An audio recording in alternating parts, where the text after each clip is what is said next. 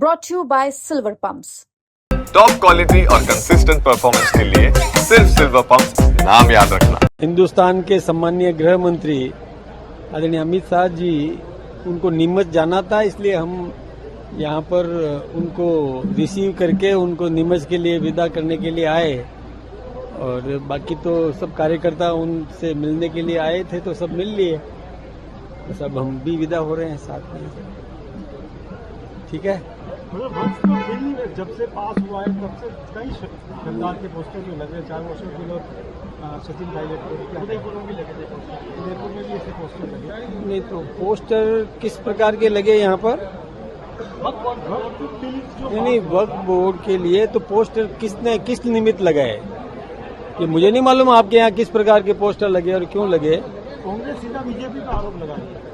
BJP तो वक्फ bill तो पास हिंदुस्तान सरकार मतलब पार्लियामेंट में पास हुआ है, और ज्वाइंट पार्लियामेंट्री कमेटी में वक्फ संशोधन विधेयक 2025 दिया गया था, जिसमें सभी ने और विभिन्न सभी पार्टियों के प्रतिनिधि उसमें सम्मिलित थे। और जेपीसी ने अपनी राय लोकसभा में रखी, लोकसभा में पारित हुआ, फिर राज्यसभा में रखा, वहां पारित हुआ, फिर महामहिम राष्ट्रपति ने हस्ताक्षर किए, तब ये कानून बना। तो इसमें कोई बीजेपी कांग्रेस का कोई सवाल ही नहीं है, ये तो लोकसभा ने पारित किया, हमारे हिंदुस्तान का कानून बन गया है वक्फ संशोधन विधेयक। इस तरह के बैनर पोस्टर लगना, मतलब पोस्टर मैं सोचता हूँ कि देखिए, मुझे नहीं मालूम कि किसने पोस्टर्स लगाए, लेकिन किसी को बीजेपी को कोई आरोपित करना चाहे तो ठीक बात नहीं है। और वैसे यदि वक्फ संशोधन विधेयक के बारे में जानना चाहते हैं तो ये वक्फ संशोधन विधेयक गरीब मुसलमानों के हित में है, पसमानदा मुसलमान है उनके हित में है। जो वक्फ संपत्ति का जो दुरुपयोग कर रहे थे, जिन्होंने मुस्लिम समाज के कई ऐसे मठाधीश जिन्होंने कब्जे कर रखे हैं, वो विरोध करवा रहे हैं, क्योंकि उनके हाथ से छीन जाएगी ये संपत्ति।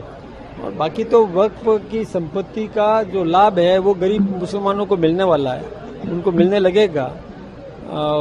वर्तमान परिस्थिति में जो वक्फ की संपत्ति है उसका रजिस्ट्रेशन कराने का काम कर रहे हैं, उसमें कहीं दिक्कत की बात ही नहीं। सुप्रीम कोर्ट ने भी रोक लगाने के लिए आज आदेश जारी कर दिया, रोक नहीं लगी, सुप्रीम कोर्ट में गए थे वो। तो सुप्रीम कोर्ट ने रोक नहीं लगाई तो लग नहीं सकती, क्योंकि एक विधायक, देखिए कानून बनाने का काम संसद का है, कार्यपालिका उसका पालन करती है, न्यायपालिका उस जो अवहेलना पर दंडित करती है, इसलिए विधेयक बनाना तो संसद का अधिकार है।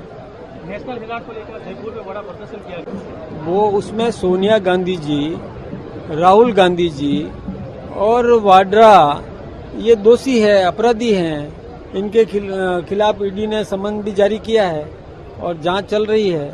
और अपराध किया है जो संपत्ति का व्यक्तिगत उपयोग में लिया, जो संपत्ति नेशनल हेराल्ड वाला जो जमीन एक अखबार के लिए दी गई थी, उसको ये बेच नहीं सकते, लेकिन इन्होंने हस्तांतरित कर दी केवल 50 लाख में।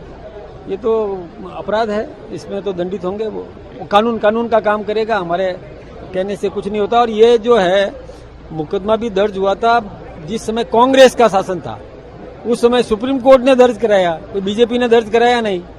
सुप्रीम कोर्ट के आदेश से दर्ज हुआ और उस पर जांच हुई, उस जांच में ईडी जो कार्रवाई कर रही है तो उसके जांच के आधार पर ही निर्णय हो रहा है, उसमें हमारा कोई लेना देना नहीं है।